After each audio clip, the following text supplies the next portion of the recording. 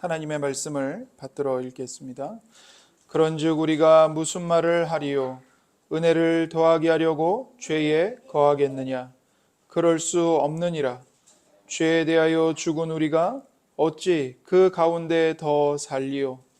무릇 그리스도 예수와 합하여 세례를 받은 우리는 그의 죽으심과 합하여 세례를 받은 줄을 알지 못하느냐? 그러므로 우리가 그의 죽으심과 합하여 세례를 받음으로 그와 함께 장사되었나니 이는 아버지의 영광으로 말미암아 그리스도를 죽은 자 가운데서 살리심과 같이 우리로 또한 새 생명 가운데서 행하게 하려 함이라. 아멘. 이는 살아계신 하나님의 말씀입니다. 오늘도 우리에게 말씀하시는 하나님께 감사합니다.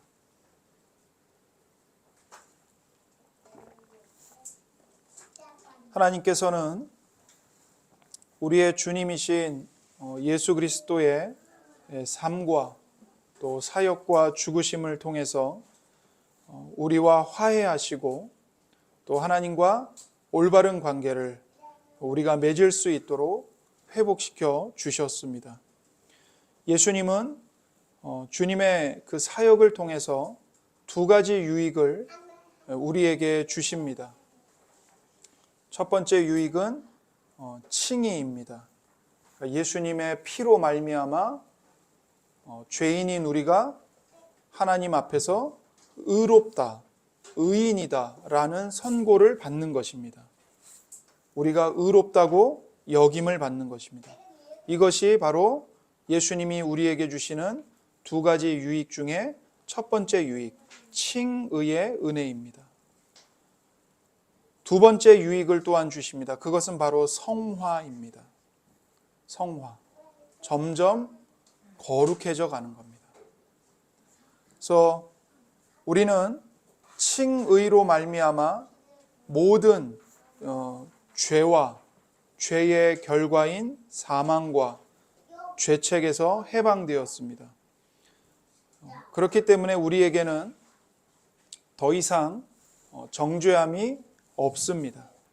칭의로 말미암아 타락한 아담의 원죄에서도 해방되었고 우리 스스로 범한 이 우리의 죄, 자범죄에서도 그리고 그 죄에 대한 결과인 영원한 죽음, 영원한 형벌에서도 우리는 해방되었고 이제 예수 그리스도 안에 있는 모든 성도에게는 더 이상 영원히 정죄함이 있습니까? 없습니까?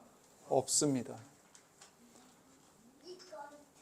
그런데 더 중요한 것은 하나님의 구원의 이야기가 여기서 끝나지 않는다는 것입니다. 계속해서 이어집니다. 하나님은 이어서 우리 속에서 일해 나가기 시작하십니다. 우리를 구원해 놓으시고 그냥 우리를 세상 속에 남겨놓으시고 네가 알아서 살아라 하시는 게 아니라 하나님은 우리 속에서 여전히 일하고 계십니다. 우리를 위해서 의를 얻어내신 그리스도께서는 우리를 새로운 피조물로 만들어가고 계십니다. 그리스도께서는 매일매일 우리를 이 실제적인 죄의 권세에서 해방시켜 가십니다. 또한 성령 하나님은 하나님의 형상을 따라 우리를 날마다 새롭게 하시고 그렇게 하심으로써 우리가 예수님을 점점 닮아가게 하십니다. 이것이 성도의 성화입니다.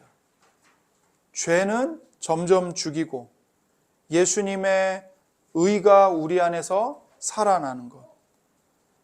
예수님을 믿기 전에 가지고 있었던 죄악된 성품을 날마다 십자가에 못 박고 예수님을 점점 닮아가는 것. 성령으로 말미암아 모든 성도가 그렇게 점진적으로 거룩해져 갑니다. 이것이 바로 성도의 성화입니다. 이 성화를 예수 그리스도께서 칭의와 함께 이 성화를 우리에게 선물로 주시는 겁니다. 로마서 8장 29절입니다. 하나님이 미리 아신 자들을 또한 그 아들의 형상을 본받게 하기 위하여 미리 정하셨으니 이는 그로 많은 형제 중에서 맏아들이 되게 하려 하심이니라. 하나님께서 예수님을 맏아들로 삼으셨습니다. 맏아들이 있다는 것은 뒤에 동생들이 있다는 뜻이죠. 그 동생들이 바로 누굽니까? 예수님을 믿는 우리 모든 성도가 예수님의 동생들이고, 예수님은 우리의 맏 형님이 되시고 하나님의 맏아들이 되시는 겁니다. 근데 왜 예수님을 왜 많은 형제 중에서 맏아들이 되게 하셨는가? 그 아들의 형상을 본받게 하기 위하여, 우리로 하여금, 나로 하여금 그 아들이신 예수님의 형상, 예수님의 인격, 예수님의 마음, 예수님의 말과 행동, 태도, 이런 것들을 본받도록 하시기 위해 예수님을 맏아들로 삼으셨고, 또한 우리들을 창세전에 미리 예정하셨다고 말씀하십니다. 그래서 성화는 한마디로 말하면 뭡니까? 날마다 점점 예수님을 닮아가는 것입니다. 이러한 성화는 성도가 거룩해져가는 점진적인 과정입니다. 그래서 하루아침에 완성되는 게 아니고 평생에 걸쳐서 진행이 됩니다. 그리고 이 땅에서 성도의 성화는 완성되지 않습니다. 언제 완성될까요? 죽어서 하늘나라에 올라가서 영혼이 영화에 이르게 되고, 예수님이 재림하시는 그날 땅에 썩어서 먼지로 돌아갔던 우리의 육체가 예수님과 똑같은 그 부활의 몸으로 부활한 다음에 하늘나라에 있던 우리의 영혼과 이 땅에서 부활한 우리의 몸이 하나가 됨으로써 완전한 성화, 영화가 재림의 그날에 완성이 되는 겁니다. 그래서 이 땅에서 어느 누구도 나는 성화를 다 이루었어라고 말할 수 있는 사람은 아무도 없습니다. 언제까지 성화가 이루어집니까? 이 육체를 떠나는 그날까지. 내 호흡이 끊어져서 하늘나라로 돌아가는 그 날까지 평생에 걸쳐서 이 거룩해져가는 성화를 싸워 가야 하는 것입니다. 그래서 옛부터 장로교회는 거룩한 삶을 크게 강조했습니다. 종교개혁자들, 그리고 그 신학을 이어받은 장로교회는 칼빈주의가 한낱 지식 종교에 불과한 것이 아니라고 언제나 선언해 왔습니다. 흔히 사람들은 칼빈주의자들을 조롱합니다. 뭐라고 조롱하냐면 머리만 크고 가슴은 차갑고 손발은 쪼그라든 자들이라고 조롱을 합니다. 그러나 이것은 오해입니다. 칼빈주의자들은, 장로교회는 냉담하게 살아갈 수 없다고 선언해 왔습니다. 그래서 칼빈주의는 머리와 가슴의 종교입니다. 여러분께서 매 주일마다 이 강단에서 선포되는 복음의 말씀을 듣는 것, 그것이 바로 칼빈주의입니다. 장로교 신학입니다. 장로교 신학은 머리와 가슴의 종교입니다. 손과 발의 종교입니다. 그래서 장로교회는 언제나 성화에 초점을 맞추고 경건한 삶을 추구해 왔습니다.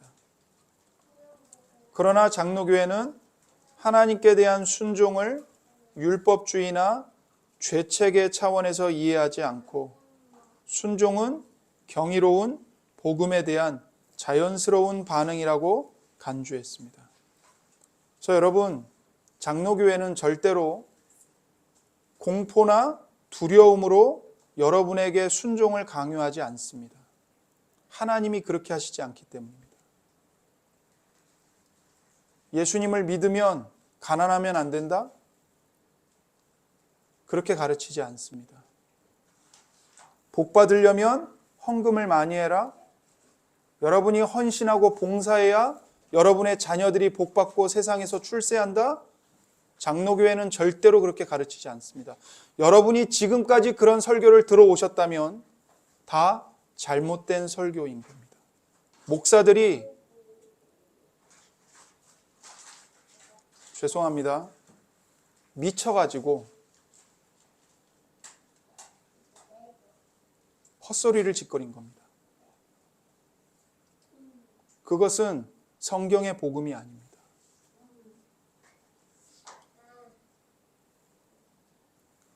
장로교회는 절대로 여러분에게 두려움을 심어주면서 경건하게 살라고 말하지 않습니다.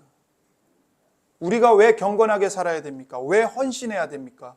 왜 하나님을 목숨보다 더 사랑하고 주 안에서 만난 교회 공동체의 형제 자매들을 뜨겁게 사랑해야 됩니까? 왜 우리는 우리를 핍박하는 세상을 저주하지 않고 그들에게 용서를 외치며 그들에게 복을 외치고 그들을 섬겨야 합니까? 왜 그렇게 해야 되죠? 그렇게 안 하면 저주받으니까? 그렇게 해야만 복을 받으니까? 아닙니다. 절대로 아닙니다.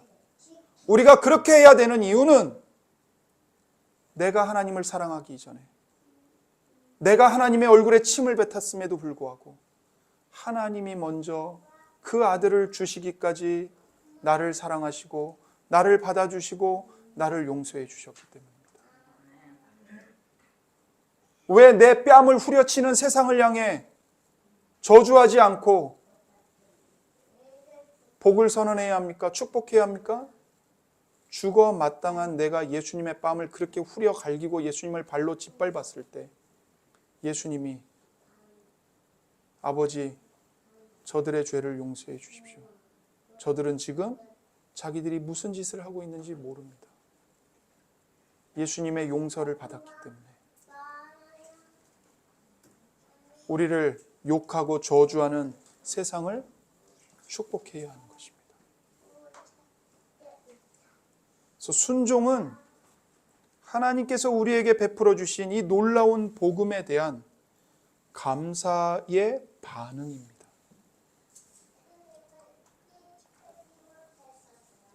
예수님이 우리를 거룩하게 하실 때 예수님은 성령을 통해 우리에게 새 생명을 주십니다. 고린도후서 5장 17절입니다. 그런즉 누구든지 그리스도 안에 있으면 새로운 피조물이라 이전 것은 지나갔으니 보라 새 것이 되었도다.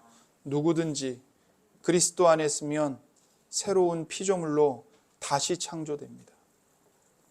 오직 예수 그리스도만을 신뢰하는 참 믿음은 그 사람을 거듭나게 합니다. 새 사람이 되게 합니다. 새로운 삶을 살게 합니다. 죄의 굴레에서 벗어나 자유를 얻게 합니다. 무엇이요? 오직 예수 그리스도만을 의지하는 참된 믿음이 이런 변화를 우리 안에 일으키는 것입니다. 칭의의 은혜를 믿음을 통해 받은 사람은 그리스도 안에서 완전히 새로운 생명을 소유하게 됩니다. 신자는 이런 새 생명을 소유하고 있기 때문에 선행을 하게 되는 것입니다. 우리가 아무 공로 없이 그리스도로 말미암아 은혜로 죄와 비참함에서 구원받았습니다. 그런데 왜 또 선행을 해야 하는 거죠? 해야 하는 이유가 있습니다. 왜냐하면 그리스도께서는 그분의 피로 우리를 구속하시고 또한 성령으로 말미암아 우리를 당신의 형상을 따라 새롭게 하시기 때문입니다. 쉽게 예를 들면 이겁니다. 여러분 자녀를 다 낳으셨죠? 자녀를 낳아놓고 내팽개치는 부모가 있습니까? 자녀를 낳았으면 어떻게 해요? 그걸로 끝인가요? 아니죠. 먹이고 입히고 키웁니다. 공부를 시키고 잘잘못을 가르치고 훈육하고 키워요. 하나님이 지금 그 일을 우리에게 행하시는 겁니다. 내가 너 내 아들 예수의 피로 구원했어. 성령으로 너 내 자녀로 태어나게 했어. 그러니 이제부터는 네가 알아서 하는 거야. 그렇게 하시지 않습니다. 네가 잘하면 복 받고 네가 잘못하면 벌 받는 거야 이제. 그렇게 하시지 않습니다. 부모가 자식을 낳아놓고 모든 힘을 다해서 자녀에게 좋은 것을 주고 자녀를 훌륭하게 키우려고 몸부림을 치는 것처럼 하나님께서 예수 그리스도로 우리를 낳으신 다음에 성령과 말씀으로 우리를 키우십니다. 말씀을 먹이시고 잘못했을 때는 혼내기도 하시고 잘하면 칭찬해서 더 잘하도록 격려해 주시고 너는 내 아들이고 내 딸이다. 너는 세상과 똑같이 살면 안 돼. 내가 너에게 영원한 생명을 줬다. 내가 너에게 세상이 빼앗아갈 수 없는 기쁨과 평화와 소망을 주었다. 그러니 예수님을 닮아가라. 키우시는 거예요. 이게 성화입니다. 그래서 우리는 선행을 해야 하는 겁니다. 구원받기 위해서요? 복받기 위해서요? 아니요. 이미 구원받았고 이미 모든 신령한 복들을 받아 누리고 있기 때문에 그 하나님의 은혜에 감사하여 기도하고 구제하고 선행을 하는 것입니다. 순종하는 것입니다. 이 새 생명의 핵심 특징은 감사입니다. 감사. 우리는 아무 공로 없이 그리스도로 말미암아 은혜로 죄와 비참함에서 구원받았습니다. 그렇기 때문에 우리 마음에는 감사가 충만합니다. 우리 주 예수 그리스도는 성령으로 말미암아 우리를 당신의 형상을 따라 새롭게 하십니다. 그래서 우리의 삶 전체로 하나님이 주신 복에 감사를 드리게 하십니다. 이처럼 그리스도인의 삶은 죄책감과 공포가 아닙니다. 언제 매를 맞을까 봐 눈치를 보면서 벌벌벌 기는 그런 종이 아닙니다. 우리는. 그리스도인의 삶의 특징은 감사입니다. 감사. 하나님 감사합니다. 감사가 특징인 삶을 사는 것입니다. 그래서 그리스도인의 삶은 복음으로 말미암은 삶이지 율법주의의 종노릇하는 삶이 아닙니다. 이제 복음 안에서 율법은 우리에게 그리스도를 보여줍니다. 예수님이 우리를 대신하여 우리의 유익을 위해 율법을 성취하셨습니다. 율법의 저주를 완전히 담당하셨습니다. 때문에 이제 율법은 우리에게 뭘 보여주는가? 예수 그리스도와 내가 얼마나 긴밀하게 묶여 있는지를 보여줍니다. 그래서 우리로 하여금 하나님께 더 감사하게 만듭니다. 우리가 하나님께 감사를 표현하기 위해서 율법, 다시 말해 하나님의 계명의 말씀에 더 순종하도록 우리를 이끌어갑니다. 그래서 성화의 출발점이 뭔가? 성화의 출발점은 우리가 예수 그리스도에게 묶여 있다는 것입니다. 이 사실의 성화가 출발합니다. 내가 성화해야 마지막 날 심판의 지옥에 안 가고 천국에 들어갈 수 있지. 그게 성화의 출발점이 아닙니다. 내가 거룩하게 살아야 내 자식들이 이 땅에서 복을 받지. 그게 성화의 출발점이 아닙니다. 성화의 출발은 어디서부터 출발하는가? 우리 모두가 예수 그리스도와 한 몸이다. 이 사실에서 출발하는 겁니다. 예수님이 우리를 대신해서 율법에 순종하시고 율법의 저주를 감당하셨기 때문에 우리는 감사하는 마음으로 순종하지 않을 수가 없는 것입니다. 그래서 사도 바울은 로마서 6장에서 이렇게 말합니다. 로마서 6장 15절부터 23절 그런즉 어찌하리요 우리가 법 아래 있지 아니하고 은혜 아래에 있으니 죄를 지으리요 그럴 수 없느니라. 너희 자신을 종으로 내주어 누구에게 순종하든지 그 순종함을 받는 자의 종이 되는 줄을 너희가 알지 못하느냐. 혹은 죄의 종으로 사망에 이르고 혹은 순종의 종으로 의에 이르느니라. 하나님께 감사하리로다. 너희가 본래 죄의 종이더니 너희에게 전하여 준 바 교훈의 본을 마음으로 순종하여 죄로부터 해방되어 의에게 종이 되었느니라. 너희 육신이 연약함으로 내가 사람의 예대로 말하노니 전에 너희가 너희 지체를 부정과 불법에 내주어 불법에 이른 것 같이 이제는 너희 지체를 의에게 종으로 내주어 거룩함에 이르라. 너희가 죄의 종이 되었을 때에는 의에 대하여 자유로웠느니라. 너희가 그때에 무슨 열매를 얻었느냐? 이제는 너희가 그 일을 부끄러워하나니 이는 그 마지막이 사망임이라. 그러나 이제는 너희가 죄로부터 해방되고 하나님께 종이 되어 거룩함에 이르는 열매를 맺었으니 그 마지막은 영생이라. 죄의 싹은 사망이요 하나님의 은사는 그리스도 예수 우리 주 안에 있는 영생이니라. 아멘입니다. 바울이 뭐라고 말하죠? 하나님께서 우리를 새로운 피조물로 다시 창조하셨기 때문에 우리는 더 이상 죄의 노예로 살아갈 수 없다고 말합니다. 우리가 율법 아래에 있지 아니하고 은혜 아래에 있으니 죄를 지으리요 그럴 수 없느니라. 하나님께 감사하리로다. 너희가 본래 죄의 종이더니 너희에게 전하여 준 바 교훈의 본을 마음으로 순종하여 죄로부터 해방되어 의에게 종이 되었느니라. 이제는 너희가 죄로부터 해방되고 하나님께 종이 되어 거룩함에 이르는 열매를 맺고 있다. 그 결과는 영원한 생명이다. 그러니 우리는 감사함으로 하나님께 순종하지 않을 수 없다. 이 말을 하고 있는 겁니다. 지금. 우리가 예수님의 피로 말미암아 죄의 종에서 해방되어 의의 종이 되었습니다. 하나님께 종이 되었습니다. 그러니 날마다 거룩함에 이르는 열매를 맺어가야 한다는 것입니다. 여러분, 우리는 칭의와 성화가 어떤 관계인가를 알아야 합니다. 우리가 그리스도를 통해 하나님 앞에 의롭다 여김을 받는 것과 우리가 실제로 새롭게 되는 것은 어떤 점에서 다른가, 또 둘은 어떻게 연결되는가, 이것을 알아야 합니다.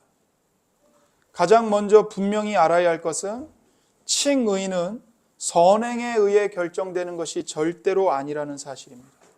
그러니까 우리가 하나님으로부터, 하나님 앞에서 의인이라고 인정받는 건 나의 선행으로 결정되는 게 아닙니다. 물론 우리는 예수님을 믿기 때문에 선행을 행합니다. 그러나 공로를 세우기 위해 선행을 하는 것이 절대로 아닙니다. 대체 우리가 무슨 공로를 세울 수 있단 말입니까? 게다가 우리는 선행을 행하지만 우리 구원의 근거를 선행에 두지 않습니다. 선행에서 찾지 않습니다. 왜냐하면 우리는 우리 육신의 욕심 때문에 오염되어 있고 벌받아 마땅한 것 말고는 다른 일을 할 수 없기 때문입니다. 설령 선행을 할 수 있었다 할지라도 한 가지 죄만 기억나도 하나님은 그 행위들을 거부하실 수 있습니다. 따라서 우리가 행한 선행이 예수님의 고난과 그 죽으심에 의존해 있지 않다면 우리는 확신 없이 늘 의심하며 우왕좌왕할 수밖에 없습니다. 우리의 연약한 양심은 끊임없이 고통받을 수밖에 없습니다. 어느 날은 내가 잘해서 하나님의 자녀인 것 같아요. 근데 어느 날은 완전히 처참하게 실패해요. 죄에 막 이끌려 다녀요. 그럴 때는 마귀의 자식인 것 같아요. 내 구원의 근거를 나의 행위에 둔다면 우리의 양심이 늘 불안할 수밖에 없겠죠. 어느 날은 하나님의 자녀였다가 어느 날은 죄의 노예였다가. 그렇기 때문에 우리는 우리의 구원의 근거를, 구원의 확신을 우리 선행에 두지 않는 겁니다. 그럴 수가 없는 겁니다. 그 대신에 그렇다면 선행은 도대체 뭡니까? 선행은 칭의의 필연적인 열매입니다. 칭의의 나무에서 선행의 열매가 맺힙니다. 그러니까 칭의에서 선행의 열매가 맺히는 것입니다. 예수님은 거짓 선지자들에 대해서 이렇게 말씀하셨습니다. 마태복음 7장 17절부터 19절입니다. 이와 같이 좋은 나무마다 아름다운 열매를 맺고 못된 나무가 나쁜 열매를 맺나니 좋은 나무가 나쁜 열매를 맺을 수 없고 못된 나무가 아름다운 열매를 맺을 수 없느니라. 아름다운 열매를 맺지 아니하는 나무마다 찍혀 불에 던져지느니라. 예수님이 말씀하셨어요. 여러분, 좋은 열매는 어떤 나무가 맺죠? 좋은 나무가 맺는 겁니다. 나쁜 나무는 나쁜 열매를 맺을 뿐입니다. 콩 심은 데 콩 나고 팥 심은 데 팥이 나죠. 포도송이는 어디에서만 열립니까? 포도나무에서만 열리는 겁니다. 가시나무는 절대로 포도송이를 맺을 수가 없습니다.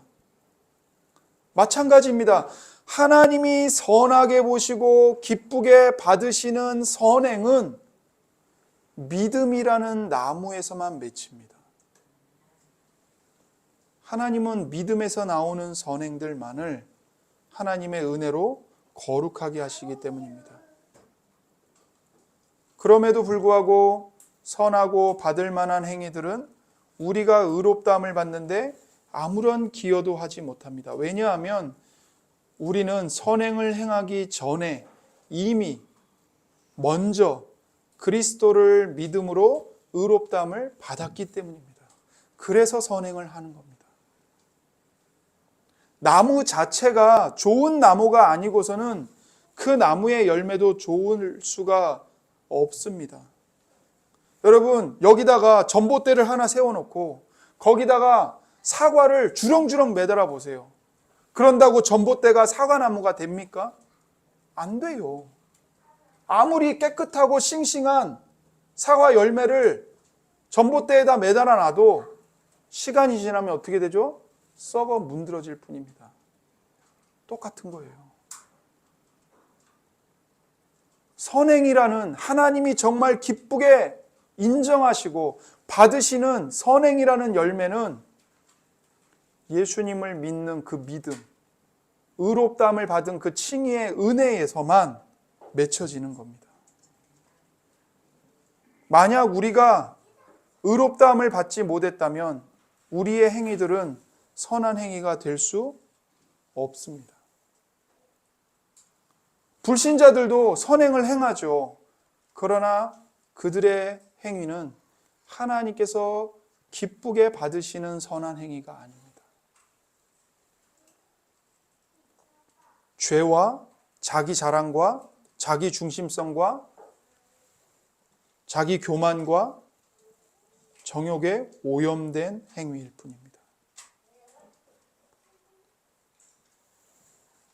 우리 자신의 행위와 상관없이 오직 믿음으로 의롭다함을 받았다는 사실을 깨닫게 된 사람은 더 이상 죄에 거하기를 바라지 않게 됩니다.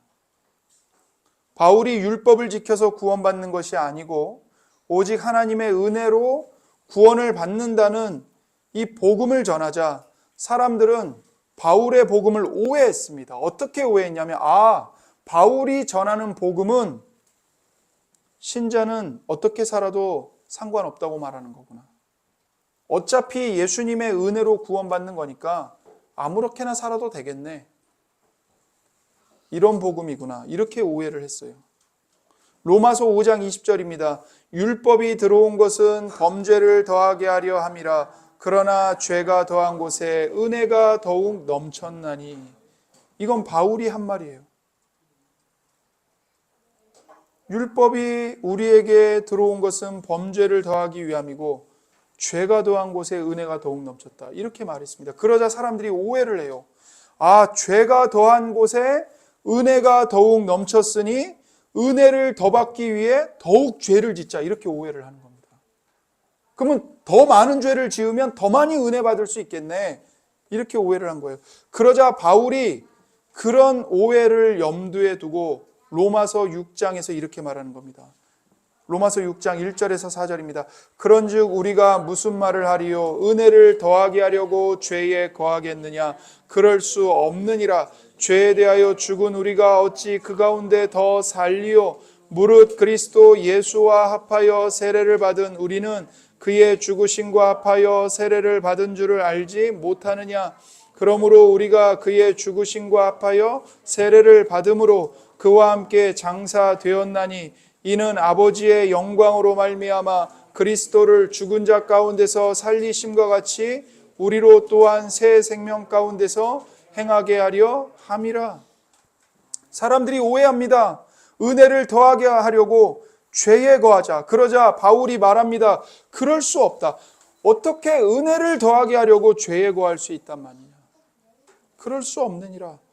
우리는 이미 죄에 대하여 죽은 자들이다. 그런데 어떻게 또다시 죄 가운데서 더 살아갈 수 있겠느냐? 그럴 수 없다. 하나님의 은혜를 더 받기 위해 계속 죄를 지어야 한다? 말도 안 되는 소리다. 이미 죄에 대하여 우리가 죽었는데 어떻게 죄 가운데 그대로 살 수 있겠느냐?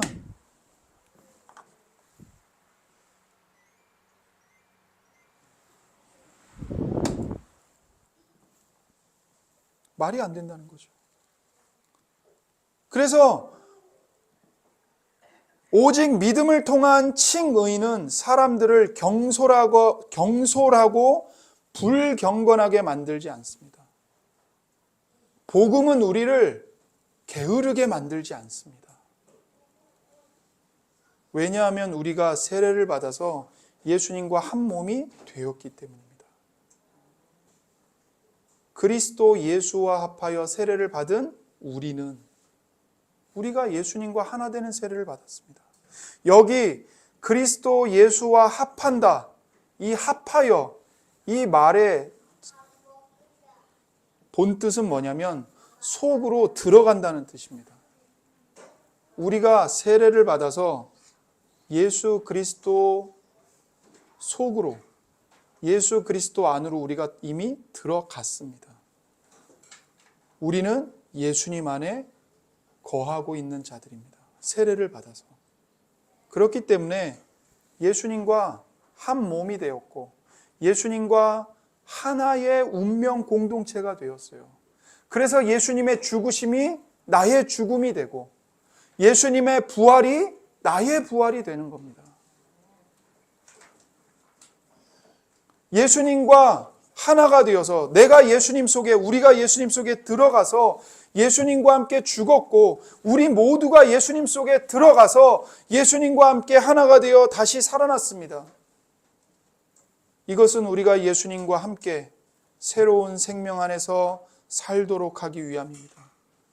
그렇기 때문에 이제는 내가 예수님 안에, 예수님이 내 안에 거하십니다. 이제는 내 안에 내가 사는 것이 아닙니다. 예수님이 내 안에 살아계십니다. 그러므로 참된 믿음으로 예수 그리스도의 속에 들어간 사람들, 예수님께 접붙여진 사람들이 감사의 열매를 맺지 않는다는 것은 불가능한 일입니다.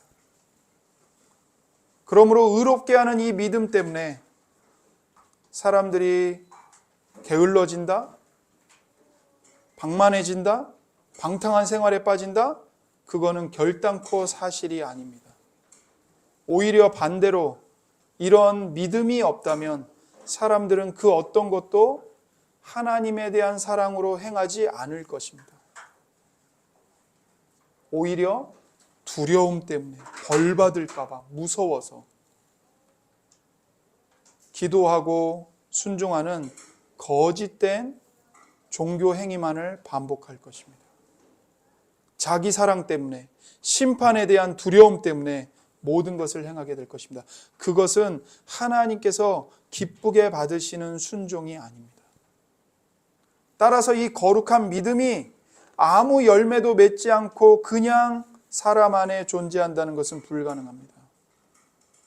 내가 예수님을 믿는다, 우리가 예수님을 믿는다, 그 말은 곧 예수님이 우리 안에, 내 안에 들어오셔서 살아 움직이고 계신다는 뜻입니다. 예수님이 내 안에 있는데 어떻게 아무렇지 않게 죄를 먹고 마실 수 있겠습니까? 그래서 사도 바울은 갈라디아서 5장 6절에서 이렇게 말합니다. 그리스도 예수 안에서는 할례나 무할례나 효력이 없으되 사랑으로서 역사하는 믿음뿐이니라. 할례나 무할례, 종교 행위, 종교 의식, 아무 효력이 없다는 겁니다. 무엇뿐입니까? 믿음. 근데 그 믿음이 어떤 믿음이에요? 사랑으로서 역사하는 믿음. 그래서 우리가 하나님으로부터 참된 믿음을 선물로 받으면 그 믿음은 우리 안에서 활동하는데 그 믿음이 사랑으로 일하게 만듭니다. 사랑으로 순종하게 만듭니다. 사랑으로 살아가게 만듭니다. 그래서 이 믿음을 가진 성도들을 격려합니다. 하나님이 말씀하신 것을 사랑으로 실천하게 합니다. 예수님을 믿는 신자 안에 예수님이 살아계시기 때문입니다. 예수님을 믿는 신자는 가치관과 삶의 목적이 하나님 중심으로 바뀝니다. 내가 하나님을 기뻐하고 즐거워하게 됩니다. 또한 내가 하나님의 기쁨이 되는 것이 나의 최고의 소원이 됩니다.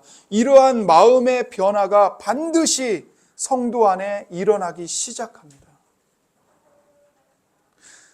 오해하지 마십시오. 전혀 죄를 짓지 않는 완전한 삶을 산다는 말이 아닙니다. 여전히 죄와 싸웁니다. 날마다 시험과 유혹에 시달립니다. 넘어질 때도 많습니다. 그러나 하나님을 기뻐하고 하나님께 감사하는 삶을 살려고 몸부림치는 새 생명이 성령으로 말미암아 성도 안에서 꿈틀대기 시작합니다.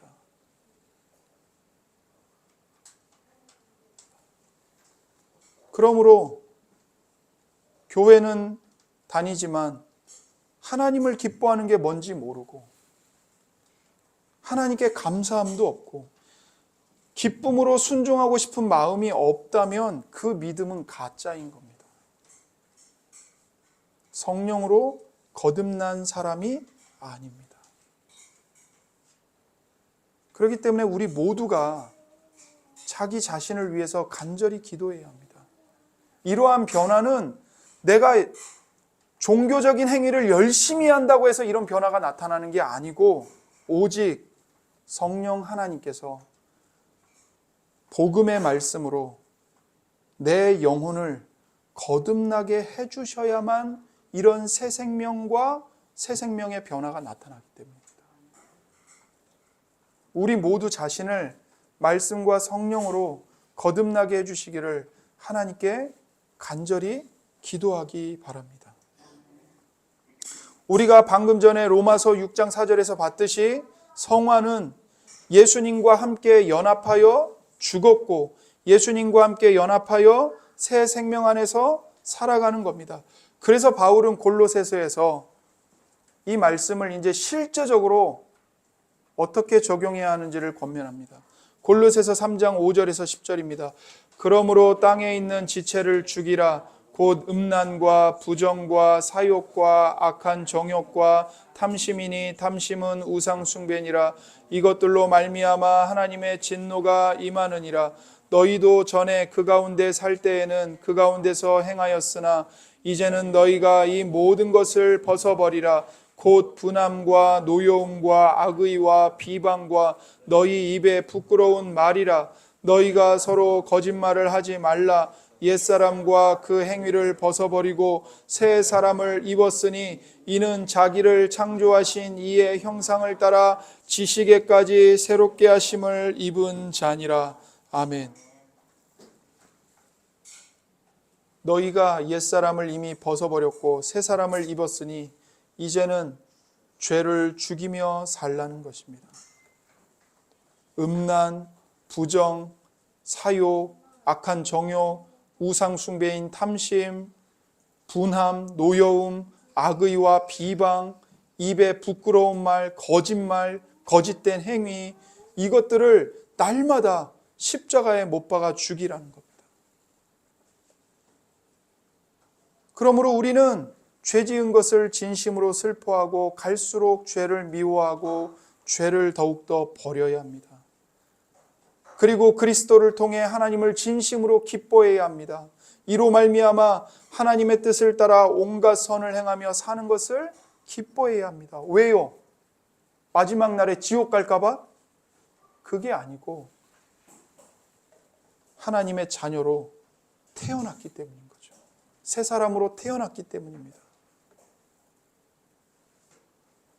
예수님께서 성령님을 통해 이런 변화를 우리 안에 일으켜 주십니다.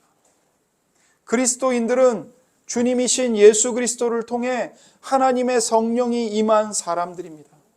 그리스도인들은 그들 안에 샘솟는 새 생명과 사랑할 수 있는 원동력을 날마다 성령님으로 말미암아 공급받고 있습니다. 그러니까 우리는 넘어진 자리에서 주저앉을 수 없습니다. 넘어질 수 있습니다. 그러나 성령님 때문에, 내 안에 계시는 예수님 때문에 예수님을 의존하여 다시 일어나서 십자가의 길을 사랑으로 걸어가는 겁니다. 하나님께 감사함으로 삶을 살아가는 것입니다. 그렇다면 우리가 하나님의 뜻을 따라서 모든 선을 행해야 하는데 그 방법이 무엇일까요? 그걸 어떻게 할 수 있을까요? 하나님께서 그것을 알려주시기 위해 우리에게 두 가지를 주셨습니다. 바로 첫 번째는 십계명, 두 번째는 주님의 기도를 가르쳐 주셨습니다. 우리가 소위 주기도문이라고 하는 주의 기도. 그래서 우리가 그리스도 안에서 새로운 피조물이 되고 나면 십계명과 주님의 기도가 우리를 가르칩니다. 내가 하나님의 자녀로서, 성도로서 어떻게 감사하는 삶을 살아야 하는가, 그 방법이 뭔가를 우리에게 가르쳐 줍니다. 그래서 성도는 성령님의 인도를 받는 사람입니다. 그래서 성령님의 인도를 받기 때문에 하나님이 명령하신 율법을 기쁨으로 행하게 됩니다. 아담이 의도적으로 거역했고 아담의 후손들인 우리가 타락한 본성 때문에 예수님을 믿기 전에는 결코 실천할 수 없었던 그 율법을 이제는 성령님 때문에 감사함으로 순종하게 됩니다. 그래서 하나님은 하나님의 율법에 순종하여 선을 행하라고 우리들에게 명령하시죠. 하나님의 자녀인 우리들에게 명령하십니다. 성도에게 있어서 율법은 더 이상 우리를 정죄하거나 우리를 노예로 만드는 그런 것이 아닙니다. 도리어 율법은 하나님의 눈앞에서 거룩한 삶을 살아가는 데 있어서 우리를 인도해 줍니다.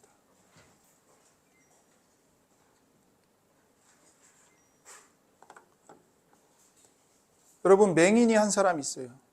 근데 그 사람이 앞을 못 볼 뿐만 아니라 다리에 장애가 있어서 걷지를 못합니다. 그런 사람에게 어떤 사람이 지도를 줬어요. 선생님, 이곳에 가시면 선생님 고칠 수 있는 의사가 있어요. 여기로 가세요. 지도를 줬어요. 근데 그 맹인이고 다리의 장애 때문에 걷지 못하는 이 사람에게 그 지도가 소용이 있습니까? 지도를 못 봐요. 설령 지도를 본다고 해도 뭐가 문제예요? 걸어갈 수 있는 힘이 없어요.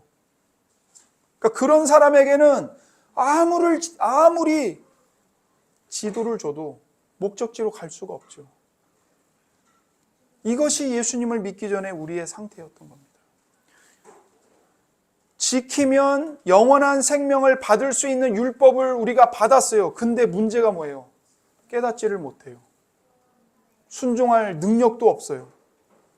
그러나 이제는 달라졌어요. 하나님의 은혜로 우리가 거듭났어요. 우리의 눈이 열렸어요. 걸어갈 수 있는 다리에 힘이 생겼어요. 그래서 이제는 지도를 보면서 목적지를 향해 나아갈 수 있는 거예요. 율법이 바로 이 지도와 같아요. 예수님이 우리에게 생명을 주셨으니 이제는 율법을 따라, 그 지도를 따라 순종하며 하나님께서 우리에게 약속하신 그 영광의 자리로 나아가야죠. 걸어가야죠. 부모가 자녀를 낳아놓고 너는 훌륭한 사람이 되어야 돼. 그 목표를 향해 이 자녀가 걸어갈 수 있도록 키우듯이 하나님이 우리를 그렇게 키우고 계세요. 너는 이 수준으로 만족하면 안 돼. 내가 너에게 약속한 그 목적지는 하나님의 영광에 이르는 수준에까지 나아가는 거야. 그러니 거기까지 가라고 율법의 지도를 주신 거예요. 네가 이걸 보고 따라가면 그 영광의 자리까지 나아갈 수 있어. 그러니 그 영광의 자리, 하나님의 영광을 찬송하는 그 수준에까지 걸어가야 하는 것입니다. 복음의 교훈 안에 우리 자신을 든든히 세우기 위해서, 그리고 하나님의 뜻에 우리 삶을 맞춤으로 하나님의 영광에 합당한 삶을 살기 위해 우리는 여전히 율법의 말씀을 배우는 것입니다. 그래서 하나님의 율법은 우리에게 크게 세 가지 유익을 줍니다. 첫 번째, 율법은 우리를 그리스도에게로 데리고 갑니다. 율법은 먼저 우리의 죄를 보여줘요. 자기의 노력으로는 결코 구원받을 수 없다는 것을 율법이 보여줍니다. 그래서 우리에게 구세주가 필요하다는 사실을 알려줍니다. 그리고는 그 율법이 우리를 예수 그리스도께로 인도해 가는 것입니다. 데리고 가는 것입니다. 그래서 바울은 율법이 뭐와 같다고 말했냐면 초등교사와 같다고 말했습니다. 갈라디아서 3장 24절입니다. 이같이 율법이 우리를 그리스도께로 인도하는 초등교사가 되어 우리로 하여금 믿음으로 말미암아 의롭다함을 얻게 하려 함이라. 율법이 뭐와 같다고요? 초등교사. 어떤 초등교사요? 우리를 그리스도께로 데리고 가는 초등교사.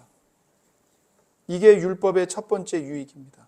두 번째는 율법은 사회의 악을 억제합니다. 율법은 성경에만 기록되어 있는 것이 아니라 사람의 마음에도 기록되어 있습니다. 예수님을 믿지 않는 사람들도 살인이 잘못이라는 것을 알아요. 왜냐하면 사람의 마음에 그 율법이 기록되어 있기 때문입니다. 그래서 믿지 않는 사람들도 윤리와 도덕에 관한 의식이 있죠. 뿐만 아니라 율법은 사회가 극심한 타락에 빠지지 않도록 사회의 악을 억제하는 원리를 제공해 줍니다. 세 번째, 율법은 성도들에게 하나님의 계명을 가르칩니다. 그리스도의 놀라운 은혜를 받은 성도들이 하나님의 자녀답게 살아갈 수 있도록 가르치고 인도합니다. 하나님은 하나님의 자녀들에게 십계명을 지키도록 명령하십니다.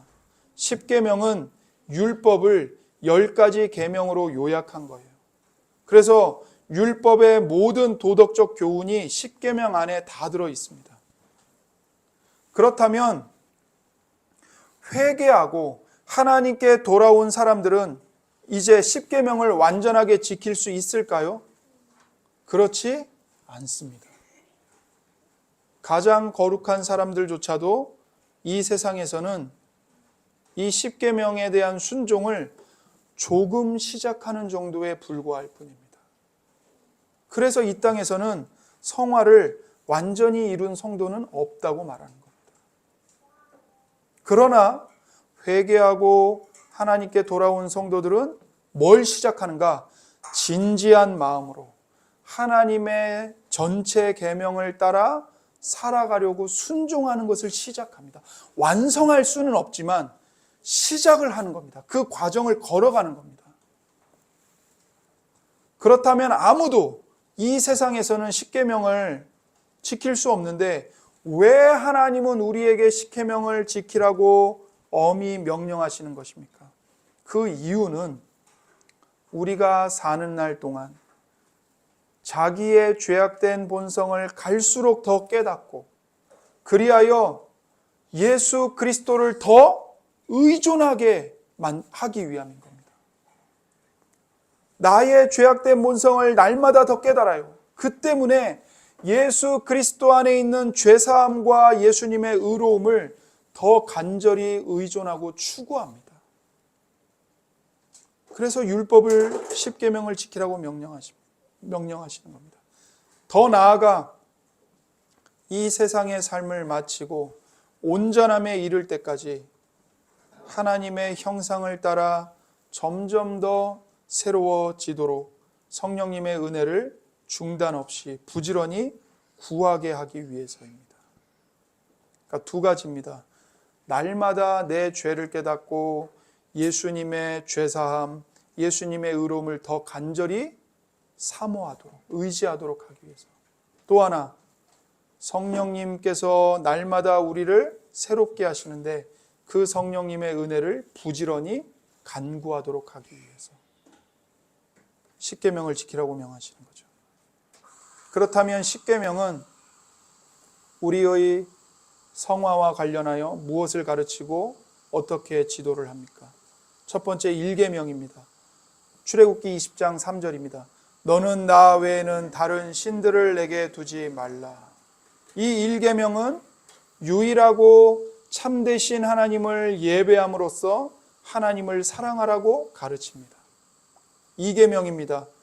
4절입니다. 너를 위하여 새긴 우상을 만들지 말고. 2계명은 하나님의 뜻대로 하나님을 예배함으로써 하나님을 사랑하라고 가르칩니다. 3계명입니다. 7절입니다. 너는 내 하나님 여호와의 이름을 망령되게 부르지 말라. 3계명은 합당한 존경심과 경외하는 마음으로 하나님에 대해 말하고 하나님을 부름으로써 하나님을 사랑하라고 가르칩니다. 4계명입니다. 안식일을 기억하여 거룩하게 지키라. 4계명은 하나님이 예배하라고 명령하시는 때에 하나님을 예배함으로써 하나님을 사랑하라고 가르칩니다. 5계명입니다. 내 부모를 공경하라.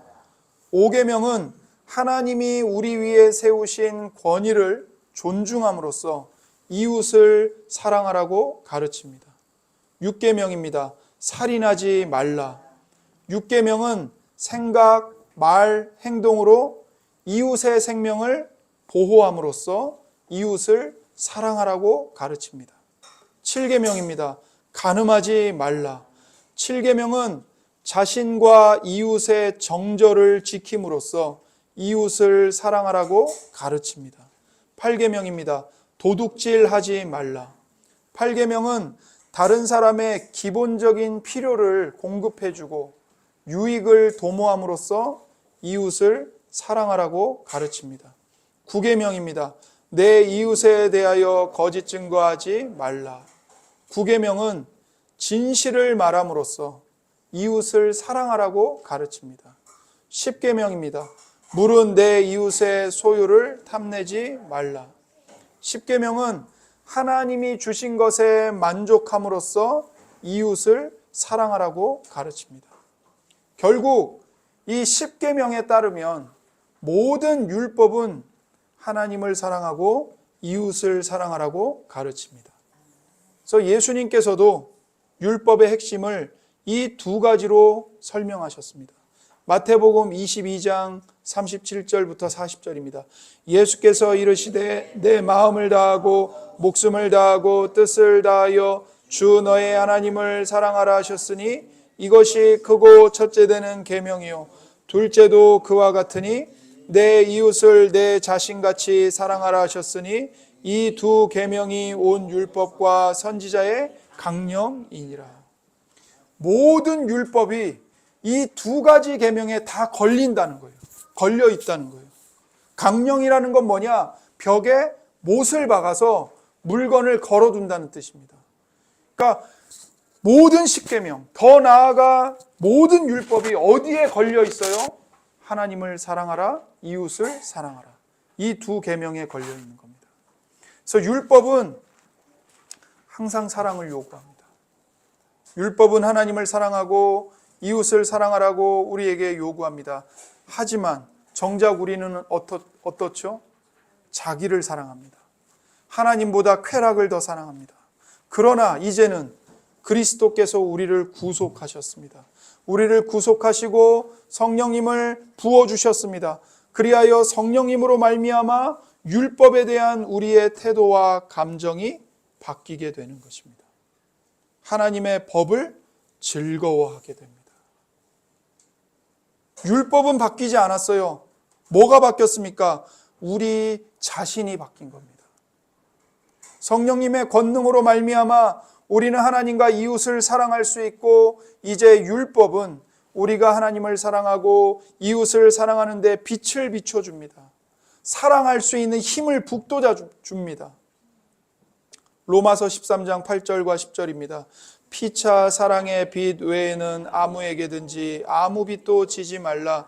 남을 사랑하는 자는 율법을 다 이루었느니라. 사랑은 이웃에게 악을 행하지 아니하나니 그러므로 사랑은 율법의 완성이니라. 율법이 우리에게 사랑이 무엇인지를 가르쳐주고 사랑할 힘을 북돋아 줍니다. 이제 우리는 그리스도 안에서 참되고 행복한 섬김의 삶을 살기 위해서 죄의 권세에서 해방되었습니다. 그렇기 때문에 이제 우리는 감사함으로 십계명을 지키며 살아가기 시작합니다. 십계명이 성도가 어떻게 살아야 하는가를 가르쳐 준다면, 이제 주님의 기도는 그리스도로 말미암아 우리를 의롭다 하신 하나님께 어떻게 감사하고 기도해야 하는지를 가르쳐 줍니다. 그리스도인은 반드시 기도해야 합니다. 우리는 왜 반드시 기도를 해야 할까요? 하나님께서 우리에게 기도를 통해 하나님께 감사할 것을 요구하시기 때문에 반드시 기도해야 합니다. 하나님이 그것을 요구하십니다. 기도로 하나님께 감사드려라.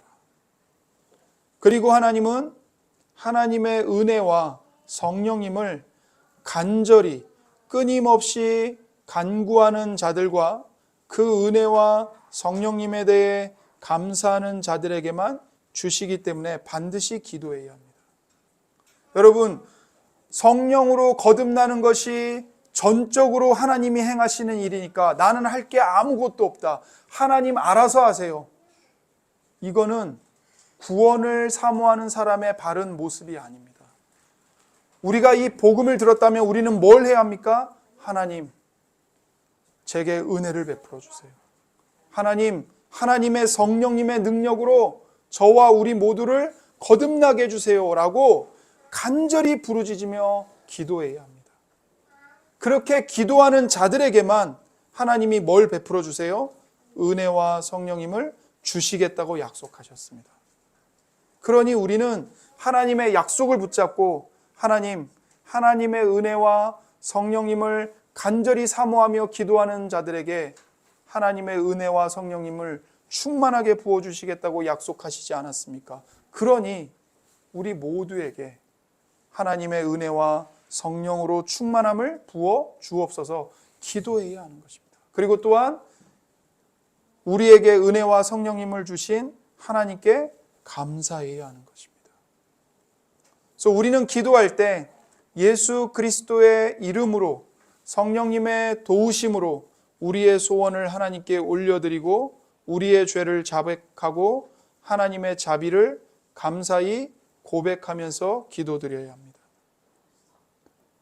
그래서 하나님은 우리가 어떻게 기도해야 할지 가르쳐 주시기 위해서 주님의 기도를 우리에게 주셨습니다. 예수님이 제자들에게 너희는 이렇게 기도하라 라고 가르쳐 주시면서 기도를 가르쳐 주셨죠. 그 주님의 기도, 우리가 주기도라고 부르는 기도 양식을 우리에게 주셨습니다. 그래서 우리는 이 주기도를 통해 기도가 무엇이며 기도를 어떻게 해야 하는지를 배워야 합니다. 그리고 그 주님의 기도를 따라서 우리도 실제로 기도해야 합니다. 그래서 마태복음 6장 9절부터 13절입니다. 하늘에 계신 우리 아버지여, 이름이 거룩히 여김을 받으시오며 나라가 임하시오며 뜻이 하늘에서 이루어진 것 같이 땅에서도 이루어지이다. 오늘 우리에게 일용할 양식을 주시옵고 우리가 우리에게 죄 지은 자를 사하여 준 것 같이 우리 죄를 사하여 주시옵고 우리를 시험에 들게 하지 마시옵고 다만 악에서 구하시옵소서. 나라와 권세와 영광이 아버지께 영원히 있사옵나이다. 아멘. 성도님들께서 기도는 하고 싶은데 무엇을 위해 기도해야 할지 막막하실 때 이 주님의 기도를 묵상하면서 기도하세요. 이 주님의 기도를 곰곰이 되씹으면서 하나님께 이 기도를 따라 기도하시면 됩니다. 정말 모르겠는데요? 그러면 예수님이 가르쳐 주신 이 주님의 기도를 그냥 그대로 따라하세요. 하늘에 계신 우리 아버지, 이름이 거룩히 여김을 받으시오며, 그냥 따라하세요. 근데 그냥 형식적으로 하라는 것이 아니라 그 주님의 기도에 여러분의 마음을 담아서 하나님께 기도를 드리라는 겁니다. 하나님 이대로 이루어 주세요. 그래서 주님의 기도는 가장 먼저 뭘로 시작하냐면 하나님에 대한 부름으로 시작합니다. 하늘에 계신 우리 아버지. 그래서 모든 기도는 항상 뭐부터 시작해야 돼요? 하나님 아버지를 부르는 것으로부터 시작해야 됩니다. 하나님 아버지를 부르는 것으로부터 시작해야 돼요. 하나님을 부르지 않은 채 내가 지금 당장 급한 문제, 그렇게 기도를 시작하면 안 됩니다. 하늘에 계신 우리 아버지, 하나님 아버지, 하나님을 부름으로써 시작하는 겁니다. 그리고 나서 6가지 간구의 내용을 가르쳐 주시죠. 가장 먼저 하나님을 위한 기도 3가지, 아버지의 이름과 아버지의 나라와 아버지의 뜻이 이루어지기를 기도하는 겁니다.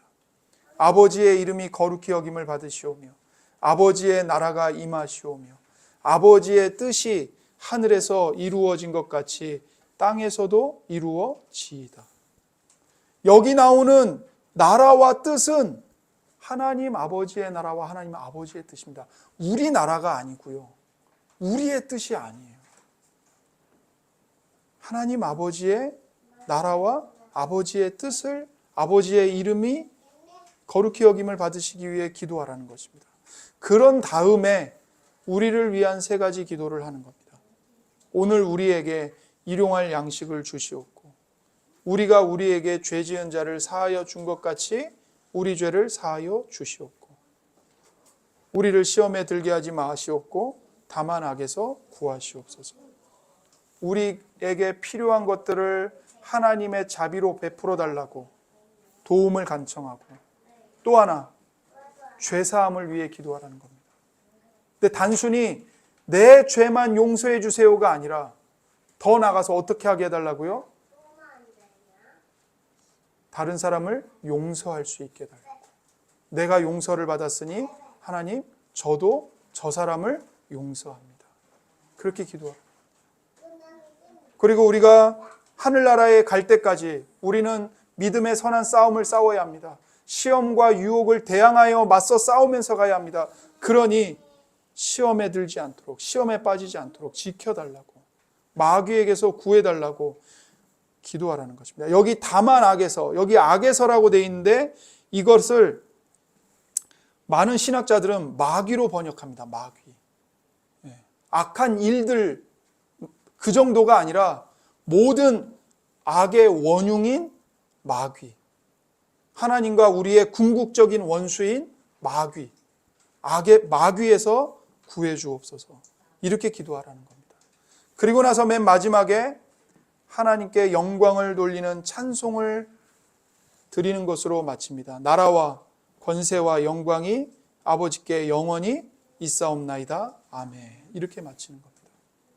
그래서 하나님은 우리의 선한 아버지가 되시기 때문에 하나님을 우리의 아버지라고 부름으로써 기도를 시작해야 합니다. 그리고 예수님의 이름, 예수 그리스도의 이름으로 기도드립니다. 아멘으로 끝맺습니다. 여러분, 아멘이라는 말은 무슨 뜻입니까? 아멘은 이 기도가 진실로 그리고 확실하게 그렇게 될 것이라는 뜻입니다. 왜냐하면 하나님은 하나님께 이런 것들을 간구하는 우리의 심정보다 훨씬 더 확실하게 우리의 기도를 들으시기 때문입니다. 여러분의 간절함보다 여러분을 향한 하나님의 간절함이 더 크시다는 걸 기억하십시오. 그러니 우리는 예수님을 의존해서 예수님의 기도를 본받아 기도해야 합니다. 성도는, 말씀을 마치겠습니다. 성도는 예수 그리스도로 말미암아 영원히 단번에 의롭다함을 받을 뿐 아니라 예수 그리스도의 성령의 능력으로 죽을 때까지 평생 거룩하게 변화되어 갑니다. 그래서 우리의 삶은 이제는 섬김을 위한 삶이고 섬김에 드려진 삶입니다. 왜냐하면 우리는 하나님께 속한 하나님의 소유이고 하나님의 자녀들이고 하나님의 것이기 때문입니다. 함께 기도하겠습니다. 이 시간 우리가 말씀을 붙들고 말씀에 응답하여 기도합니다. 이 시간 기도할 때 하나님 아버지, 우리가 사는 날 동안 자기의 죄악된 본성을 갈수록 더 깨닫게 해주시고, 그리하여 그리스도 안에 있는 죄사함과 의로움을 더 간절히 추구하도록 도와주옵소서. 그리고 이 세상 삶을 마치고 온전함에 이를 때까지 하나님의 형상을 따라 점점 더 새로워지도록 성령님의 은혜를 날마다 우리에게 부어 주소서. 함께 기도하겠습니다.